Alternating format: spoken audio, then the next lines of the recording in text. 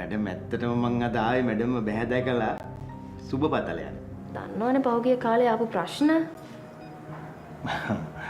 ඔව් මැඩම් මේ එහෙම කියපු නිසාමයි මං අහන්නේ.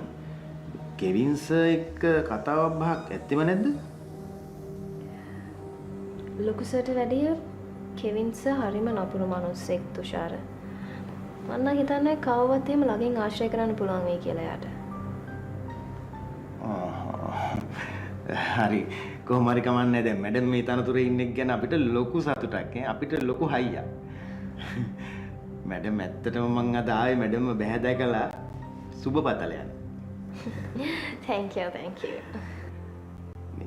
මැඩම් පහුගිය කාලේ ඉතින් අපේ කටින් කට වචනකින් හරි වැරද්දක් වුණා නම් සමා වෙන්න කියන්න තමයි ආවේ.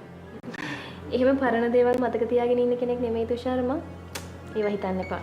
අපි අලුතින් වැඩ පටන් ගමු. අලුත් වැඩ කරමු.